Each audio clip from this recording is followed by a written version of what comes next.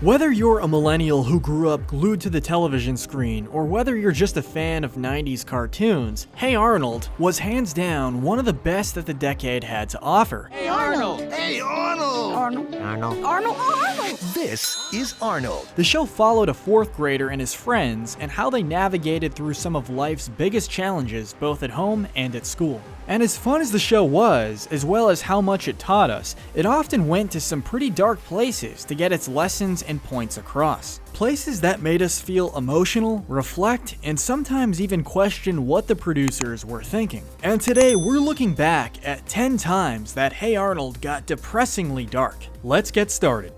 Keep your eyes off my stoop, old man. Number 10. A system designed to fail. The world we live in isn't always fair, and one of the more heartbreaking examples of this is when children aren't offered certain opportunities because of the place or financial status that they were born into. Hey Arnold showcases this when the school we've come to know and love, PS 118, falls victim to a faculty that, at times, isn't exactly successful. Whether it's a teacher who doesn't care, numerous budget cuts, or a curriculum that's just plain failing its students. Just ask the 13-year-olds who are in the 4th grade. In one episode, Arnold is tasked with tutoring Torvald. Okay, spaz boy.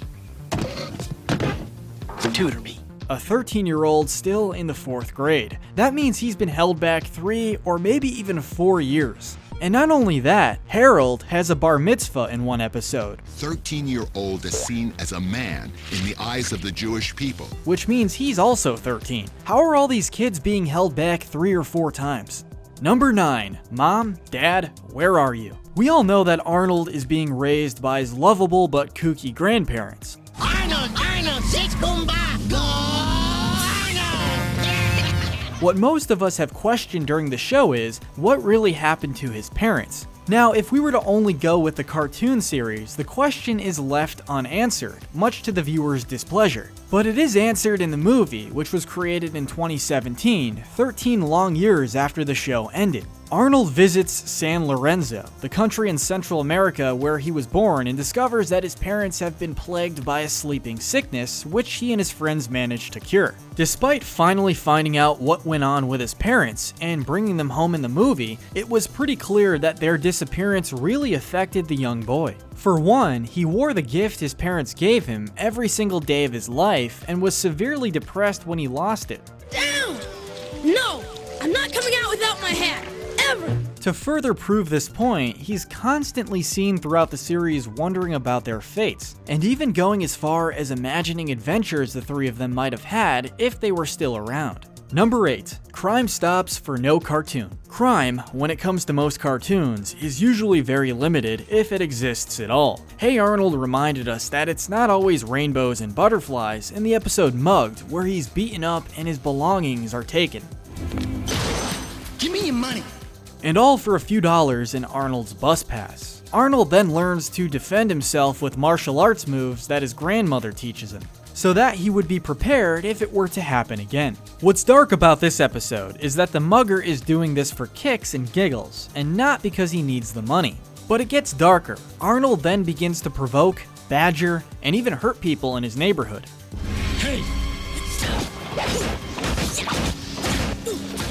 Using the very skills his grandmother gave him to defend himself. It goes to show that violence really does breed violence, even in cartoons. Number 7. In the Name of Love and War. Does anyone remember the Arnold's Christmas episode where Mr. Wynn's story is finally revealed? A resident in Arnold's grandparents' house, this Vietnamese man with a love for country music doesn't quite like Christmas, and everyone wants to know why. Remember what?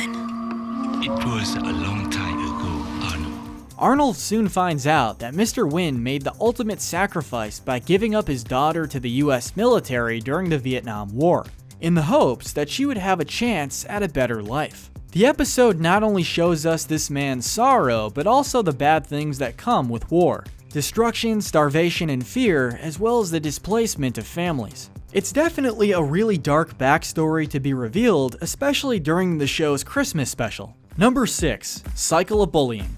If you've seen any Hey Arnold episodes featuring Harold Berman, you'll know that this kid is far from innocent. It's clobbering time! He's obnoxious, immature, and quite honestly, a big bully. Literally, too. Don't worry, Arnold. We know how to be discreet. And here lies the problem. Harold is very overweight, something you notice just by the way his shirt doesn't even begin to cover his protruding gut. In the episode Weighing Harold, we see just how much Harold really goes through on a daily basis. Not only is he teased by kids, but adults also take a piece out of him every day. From being called Tubby, Hey, Tubby. Who, me? hearing his own dad say that he could stand to lose a few pounds, and even having a bet made between Sid and Stinky that he'll weigh 300 pounds by the time he's in the 6th grade. Harold has endured a lot. So why do we feel sorry for a bully? Isn't he getting a taste of the pain that he inflicts on people every day? The honest answer is yes, but Harold struggles with his weight, No, he's not a fat man. He's a fat boy. which is a huge insecurity of his. And let's not forget that he is just a kid. As we almost always see in real life, bullies are the way they are because of some deeper issues. Really, Harold's bullying behavior is likely a product of the bullying directed at him. Number 5. Helga's unnatural and unhealthy obsession. Let's be honest, Helga is a child who has been starved of love. Arnold, my love, my sultry preteen, why must I hold you only whilst I dream? And it seems like she's taken years of what she's needed from her parents and those around her and molded it into something very unnatural and unhealthy. From season 1, we've seen the way that Helga treats Arnold when she's speaking directly to him, versus the way that she acts when she's alone. Face to face, it almost seems like she treats Arnold the way her parents treat her. But when she's alone, she acts how she wanted to be treated by them. It's a dichotomy that most of us have laughed at, but when you analyze it, it's actually really sad. This young girl literally has a shrine dedicated to Arnold. She's so afraid of being rejected by Arnold, as she's been rejected by her own parents, that she keeps her feelings bottled up, allowing for an unparalleled obsession that we've really rarely seen on television, let alone a children's show. Number 4. Poverty doesn't discriminate. When Lila first walked into PS 118, no one knew, based on her looks of course, that she lived in poverty. In the Miss Perfect episode, she was introduced to us as a beautiful girl with wonderful fashion sense, two things that spell immediate popularity. It would then be revealed by some very jealous girls that Lila and her father barely have enough money for groceries, that things were so bad that the two reside in a horrible neighborhood, one of the worst in the city, and that their apartment was literally falling apart. And all of this revealed after the girls played a humiliating prank on Lila.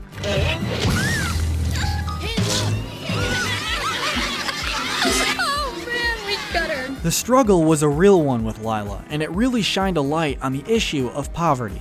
Number 3, and the Negligent Parents of the Year award goes to Helga Pataki is the daughter of Miriam Pataki, an apparent alcoholic, and Big Bob Pataki, a negligent father. We Patakis don't talk about things. We sweep them under the rug.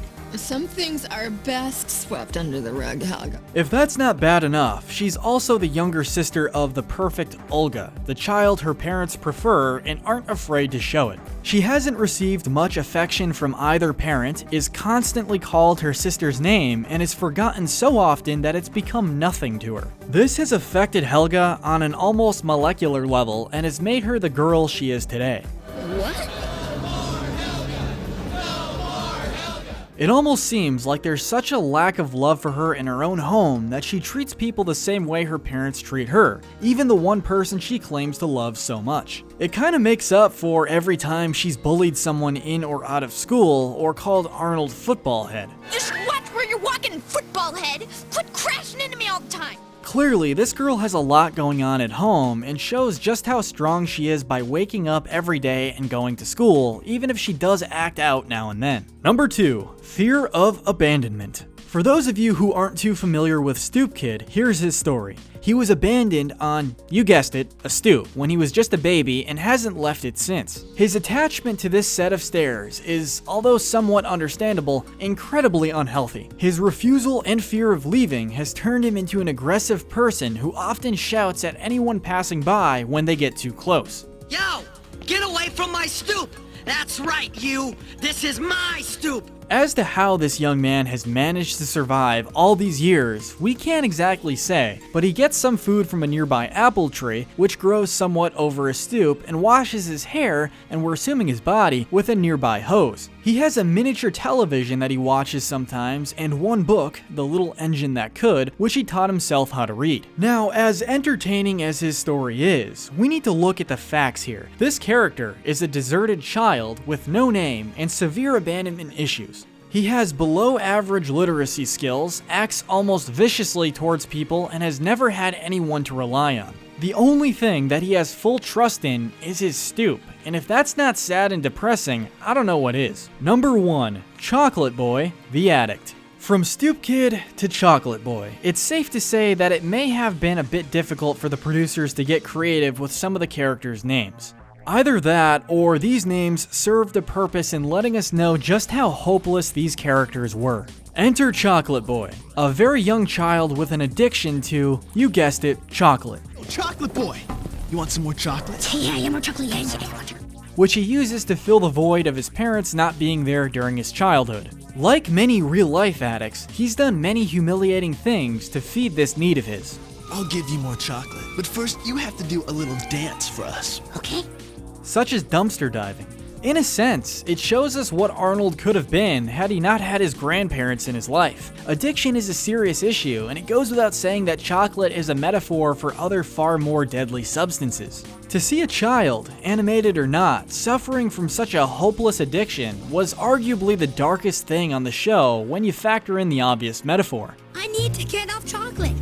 A chocolate clown. Will you help me, please? And it doesn't help that he overcame the addiction with Arnold's assistance, because it left room for him to latch on to something else: radishes. As delicious as it is, chocolate is truly a gateway drug. But what do you think? What was the most depressingly dark episode of Hey Arnold? Let us know in the comment section below. Don't forget to like this video, subscribe, and hit that notification bell. But most importantly, stay wicked.